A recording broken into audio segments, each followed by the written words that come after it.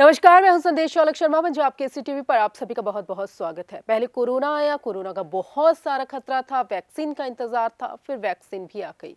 पहली डोज लगी, दूसरी डोज लग गई, कईयों के पहले लग गई थी, कईयों की थोड़ी लेट लगी, लेकिन वैक्सीन की दोनों डोज लग गई। फिर लगा कि अब खतरा टल गया है। तीसरे वैक्सीन के बारे में कभी किसी ने सोचा ही नहीं था, लेकिन अब कोरोना का नया वेरिएंट आया है, ओमिक्रॉन आया है जब से, तब से तीसरी डोज यानी कि बूस्टर डोज जिसे कहा जा रहा है, उसको लेकर भी चर्चा ज्यादा हो रही है।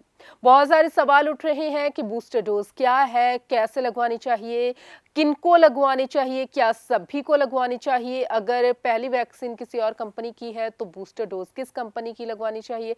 ऐसे बहुत सारे सवाल हैं जिनका जवाब हर कोई जानना चाहता है और इन्हीं सवालों का जवाब देती है हमारी ये रिपोर्ट।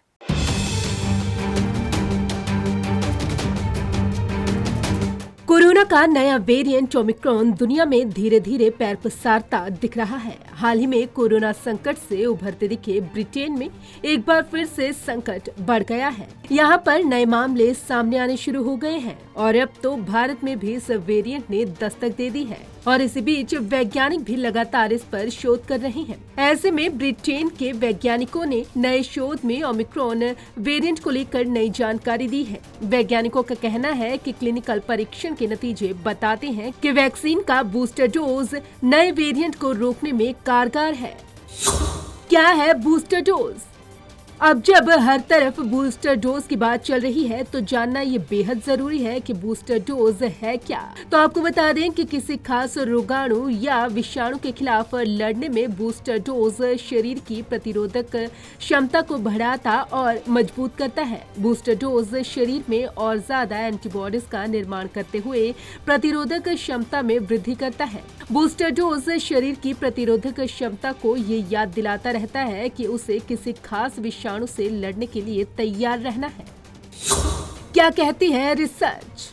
नई जो शोध हुई है उसमें ये भी संकेत मिला है कि समय के साथ कोविड संक्रमण के खिलाफ सुरक्षा कम हो जाती है। इसी वजह से वैक्सीन के निर्माता ऐसे लोगों को तीसरे बूस्टर डोज देने की बात कर रही हैं जिन्हें ज्यादा खतरा है।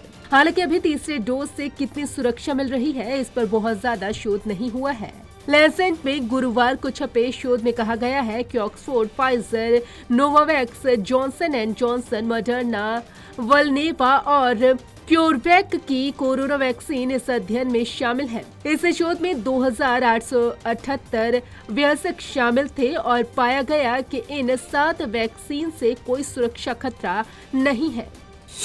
बढ़ेगी इम्यूनिटी। शोध में पाया गया है कि 2 डोज लगवाने वाले लोगों में 10 से 12 सप्ताह के बाद सभी 7 वैक्सीन ने बूस्टर डोज देने पर इम्यूनिटी को बढ़ा दिया। इस शोध में जिन मरीजों को कोविशील्ड वैक्सीन दी गई थी उनके अंदर बूस्टर डोज के 28 दिन बाद स्पाइक प्रोटीन की मात्रा को 1.8 से 32.3 गुना बढ़ा दिया गया। शोधकर्ताओं ने कहा है कि आने वाले साल तक ये देखा जाएगा कि क्या बूस्टर डोज का असर बना हुआ है या नहीं। क्या सबके लिए जरूरी है बूस्टर डोज? ये भी अहम सवाल है कि क्या बूस्टर डोज सबके लिए जरूरी है।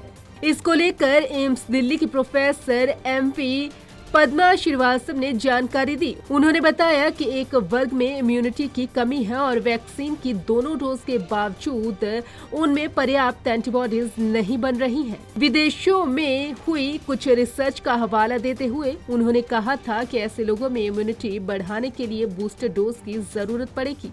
वहीं जिन लोगों को सेकंड डोज के लिए 6 से 9 महीने हो गए हैं उन्हें बूस्टर डोज देना चाहिए, क्योंकि 6 से 9 महीने में एंटीबॉडी फॉल पर होती है। यही कारण है कि इन्फ्लुएंजा वैक्सीन जो हम लोग लेते हैं उनका भी 1 साल में डोज दिया जाता है।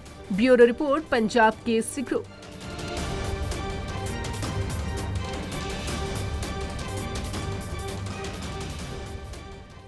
तो देखिए, आपने रिपोर्ट। बूस्टर डोज से जुड़े हुए बहुत सारे सवालों का जवाब आपको मिल चुका है, लेकिन बहुत सारे सवाल ऐसे हैं जिनका जवाब समय के साथ साथ हम आपको देते रहेंगे। फिलहाल दुनिया भर में यही चर्चा है कि बूस्टर डोज लगवाने की जरूरत है। नमस्कार।